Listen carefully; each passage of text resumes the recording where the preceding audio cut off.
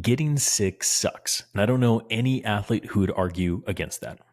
Cold and flu season is behind us as I'm recording this episode just before the 4th of July, but anyone can get sick anytime. And a common thing I deal with is helping my athletes decide when it's time to resume regular training after getting sick. We've got good questions about that coming from you, one of our audience members today. So let's read the original question and dive into some short, actionable advice, and I'll give you some examples as we go. So here is that original question. Hi, Coach. I really enjoy your podcast, especially the fact that you get straight to the point for us time-crunched media consumers who have too many podcasts queued up with too little time.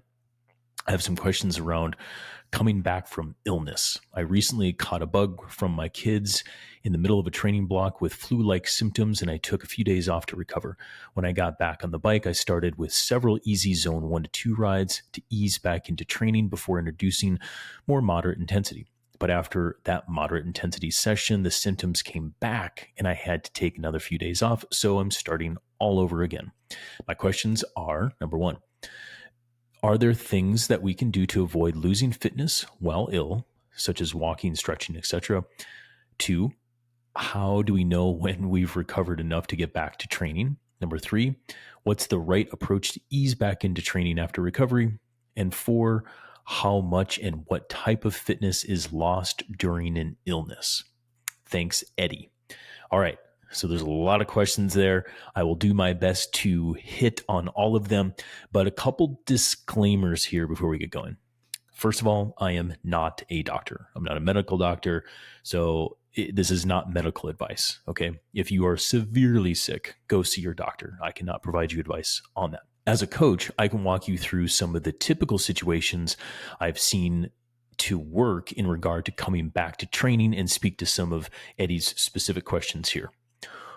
Now, always use your best judgment when making decisions regarding your health, coming back from illness. And I would say the more conservative approach is better than the more aggressive approach. And really what this means is being slower to hit that high intensity after getting sick. So easy aerobic rides first and then gradually build into it, pretty similar to what Eddie did, but with a few other data points around it. And I'll provide that here as we go. Now, I'll speak today to cold and flu-like illnesses, some of the more common stuff out there. But if it's more persistent, again, you want to seek medical advice, and that's beyond my scope as a coach. So let's get into a few answers and some advice. First, identify the type and severity of the illness. If you're sick, admit that you're sick and take a rest day or 2 or more. This rest period is wise no matter the type of sickness, and it will not kill your training. It will help you heal potentially faster than if you try to stick to some training plan that you're already in. Now, no matter if it's cold or flu, if it's a virus, you'll usually be the sickest at the front end of this thing. So your body's working its hardest to produce antibodies and fight the illness to get healthy again. So resting and not stressing from exercise is key. Now, a couple of things here. So the common cold incubation period is about 2 or 3 days. Then you'll typically will have symptoms for 7 to 10 days, starting to feel better after days 8, 9, and 10. That's the most predictable kind of time period available out there. The flu has an incubation period of 1 to 4 days, so it can hit harder for some people or sooner for some people. Now, symptoms will last 7 to 10 days again. It's a virus, but it can linger up to 14 days, and it can linger even longer. I've seen in my athletes who basically just come back to intensity too soon, and they have that like symptom rebound. So if it is a virus like that, you'll have to just admit to yourself that for the next 7 to 10 days, you're going to go easy or keep it light in training, and maybe a little bit longer if it's the flu.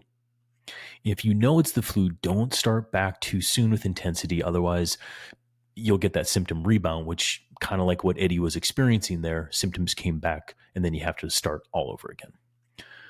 So once you've kind of identified if it's common illness or like more severe, okay, if it's more of the common cold and flu stuff, use the neck rule. I've been using this rule for so many years, and it was passed down by coaches at CTS, and I think it applies for all athletes. Okay. And the neck rule is simply this: if symptoms are mostly like above the neck, meaning you have congestion, runny nose, head cold, doing light aerobic exercise like zone 1 and 2 and some light strength training, that's okay.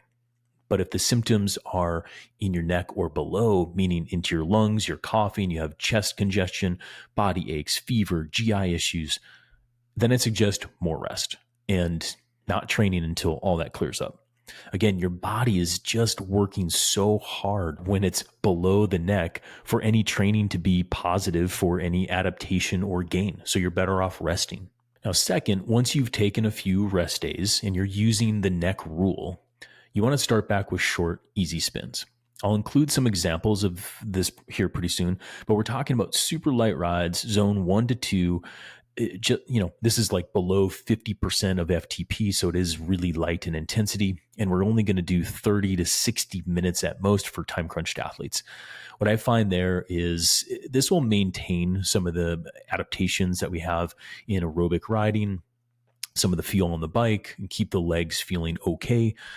And also just like for your head, I think for a lot of us that are training regularly, 4, 5, 6 days a week, coming back to some movement and controlling the intensity is really good for our mental health. And so that's how I would do the cycling component of that. And again, if it's neck and above and there's no muscle or body aches, keep the intensity low on the bike, but you can also incorporate strength training back into the mix. But you'll want to bring the weight down. You want to bring sets and reps down. So bring down the load, bring down the intensity, however you want to think about quantifying that. Whatever you're doing before, knock about 20% or 30% off the top, and that'll be a good thing. Now, this can definitely help maintain gains in the gym. So muscle strength and muscle coordination, so that when you come back to normal training on both the bike and the gym, you will lose less. Now, when you're sick with airway stuff, even with a head cold, I sometimes find that doing strength training hurts my athletes less because you're not stressing the aerobic and the central system.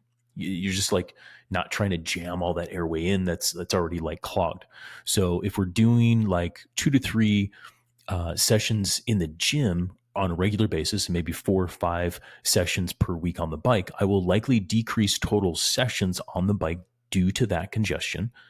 And so the body can heal, but I will keep 2 to 3 times per week in the gym. I will keep that going. And that definitely helps maintain the gains that we've made over time.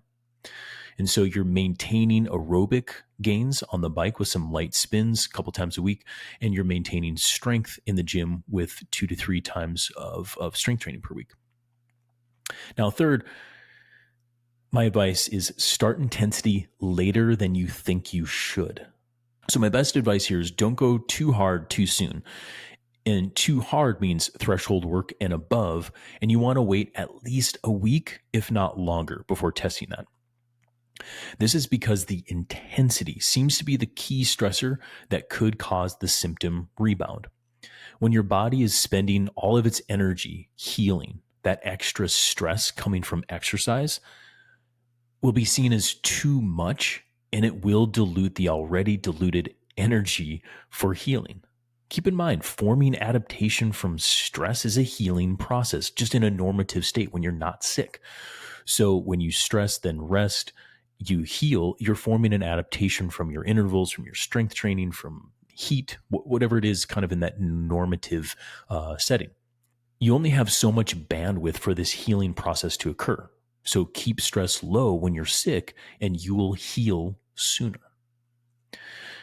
Also, the longer I coach, the longer I stretch this out for my athletes, meaning the longer I wait to hit intensity. And that's because I've messed it up in the past. Like, I think as coaches as well as athletes, we just want to come back to regularity soon because we don't want to lose anything. But, really is the thing that can set you back more than anything. So in Eddie's case, again, that moderate intensity, for you, and I would have followed that path, Eddie, that you described, but that moderate intensity was either too intense or too soon. So you had the symptom rebound. It's never fun, but it happens. And sometimes you just have to roll the dice and try to see what works for you. And my best advice here for you, Eddie, in particular is, now you have kind of one way of testing to see how your body responded in a flu-like sort of manner. So now use my advice here and go longer before you hit intensity again. And as you go longer, 7 or even 10 days of just light work and maybe some strength training, not going too deep, not going too hard, maybe it's 10 days down the road, something like that. My best advice is the advice that I give to my athletes, which is wait until you feel good, right? Or normal, and then wait another day. And then on day 3, if you feel good and normal again without doing hard intensity, now you are ready to go. So it's kind of like, and I'll get into an example week coming up, but it's like drop intensity, drop volume, drop training stress, keep some light strength training in the mix, keep some light spins going, and then proceed going forward until you start to feel good. And then run that out for 2 or 3 days. Then, if everything is good, come back to normal training. And a couple of reminders here. The time course of these viruses are generally around 7 to 10 days, and there's not much you can do to speed that up. But you can delay it, meaning, make that longer by not resting or stressing yourself so that the body can't heal as fast. So you're in for at least 10 days. Why would you make it any longer? Also, let's go back to one of my podcasts I did on detraining. This is when you're not sick, but you're you just had a training season and you're transitioning to the off season. And so you want to bring training down or detrain for 2 to 3 weeks to offset a bunch of stress that's built up over the year. So the research and everything that I talked about, as well as my observations in working with my athletes, suggests that you can do basically nothing or low intensity for definitely 2 weeks with limited performance decrements. Okay. And you should bring that, that should give you confidence that you can take a couple weeks off and you're not going to lose much. And you can take a couple weeks off if you are sick and know that your loss will be less because you let your body heal. Okay. Now, after 3 or 4 weeks, now the VO2 max starts to come down. You'll lose a little bit on threshold, but the aerobic base, if you had good momentum for months and months, you can take a couple weeks off and it's not going to hurt you that much. Okay. So don't stress about how much can I do during my sickness and illness that will, maintain this or that or something. The key thing is heal first. Then the second thing is once kind of using that neck rule, if it's, just a head cold or a flu, now you can adjust the intensity and start making some decisions on what you're going to maintain and what you let go away. So you can maintain some of these systems throughout this sickness time period versus just laying on the couch.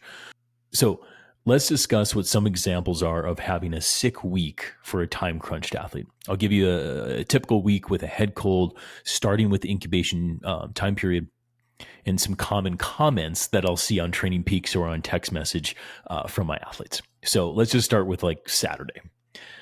I'll get a text message or a comment on Training Peaks that says, "Am I sick?" And they'll do their training anyway. And let's just say it's the weekend and I didn't see it, right? Or they didn't text me or something like that. Sunday, I might be sick. Monday, I'm sick. And then I'll say, okay, definitely rest day, right? Tuesday, rest day. Wednesday, head cold confirmed, 30 to 45 minute light spin or walk optional, or just take another rest day. Thursday, 30 to 45 minute light spin or walk again if symptoms are not worsening. But if symptoms are worsening, take a rest day. Okay. So you can see that there's an incubation time period of a couple of days where it's like, oh, I have some symptoms, but I'm not sick yet. Okay. But now I'm definitely sick. Okay. Rest, start with some light stuff. If light stuff is okay, proceed if you have a head cold and it's not that severe. So now we're on Friday. Start to incorporate strength training. And that Friday is only 4 days after saying, I am sick and I've taken a couple of rest days. You can come back to the gym because it's not stressing that central system as much. You want to use your head. Again, decrease the weight, decrease the load, but proceed with strength training. Saturday, maybe you do an easy spin for 60 minutes. Sunday, strength training again. Monday, 60 minutes endurance, maybe some core work. Tuesday, strength training. At this point, we are right around 10 days from admitting I am sick. I've taken rest days. I've gone pretty easy. I've incorporated some light strength training in the mix, and we're on day 10. That day 10, maybe 2 by 8 minutes or 3 by 8 minutes of low threshold work, meaning right around 85 to 90% of FTP with 4 to 6 minute recovery in between, maybe 60-minute total ride time. That's a good test workout because it's not super stressful in total time in zone. It's not super stressful in terms of intensity. And if that doesn't, if that feels good, especially during the first interval, proceed. If it feels bad, just stop the workout altogether. Get through that session if everything's feeling fine. And then on the next day, so Thursday, I would rest or take a recovery spin or something light. And you want to monitor and see if symptoms are not worsening, if they don't have a symptom rebound or something like this. And if that's good to go and you're feeling normal, proceed on with an endurance day and then resume regular training after that. So that's a pretty good example, and you can rewind and listen to that again. But essentially what I'm doing is I'm taking what we know to be the time course of these viruses, and I'm taking examples from real life of how I see it affect my athletes. And we're combining both data and feelings to get to a plan that logically works most of the time. Okay. But I will say this, listen to your body and know what the healing rate is for you as an individual, because it can be different for different athletes. It can be different for everybody. Okay. So some of my athletes heal faster than others. And this could be because you're younger, but not always. If your recovery habits are dialed and you are in control of your work schedule and can minimize stress during times of being sick or during times of heavy training, then you will heal and adapt faster. And I have some athletes in their 40s and 50s that heal and adapt very quickly for those reasons. But if you're a typical time-crunched athlete with a family, demanding job, not a ton of control over their work schedule, the advice that I gave here today should hit well. And you may even need to take a few extra rest days and be more conservative if you don't have that control over your life. But just know that if you take rest earlier and you have a more conservative approach, you will get through the illness quicker, and then you can resume training more quickly.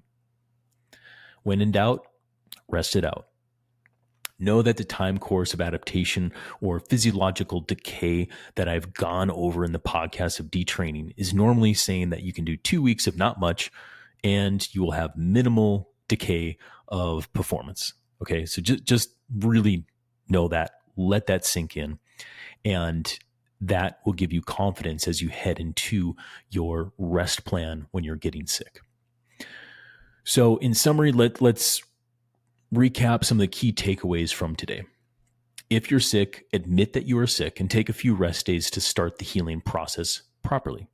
Use the neck rule to guide your decision-making on if you start in with light aerobic work first or take a few more rest days because the symptoms are below the neck, meaning that it is worse than a head cold. Plan on not doing anything harder than zone 1 or 2 for the next 7 to 10 days, weaving in a rest day here and there, and knowing that you're not training, but you're maintaining during this time. You can incorporate strength training if symptoms remain above the neck and not worsening, but be sure to decrease load in the gym by decreasing weight, sets, and reps, and using your common sense. In the end, if you are more conservative and have a plan that you can see the light at the end of the tunnel and resume training sooner with no symptom rebounds, you'll be back to pursuing your season goals with a clean bill of health much sooner. So that's it. That's our show for today. Thank you to Eddie for the question. I was a little nervous actually in providing advice for this podcast, as I'm no doctor, but in talking with other coaches as well as my editor, we thought that it was best to give the in the field sort of advice because nearly every athlete on the planet deals with this same scenario. So best of luck to you, Eddie, and I hope this helps if you get down the road and if you get sick again. So now, if you have it, for all the rest of the audience members out there, if you have a good question like this, feel free to write into us at trainwright.com/podcast and click on Ask a Training Question. Those get sent directly to me, and I'll do my best to answer it on a future episode. We'll see you back here next week for more short, actionable training advice. And don't forget to tell a friend or training partner about us. Thanks again for listening. I appreciate each and every one of you.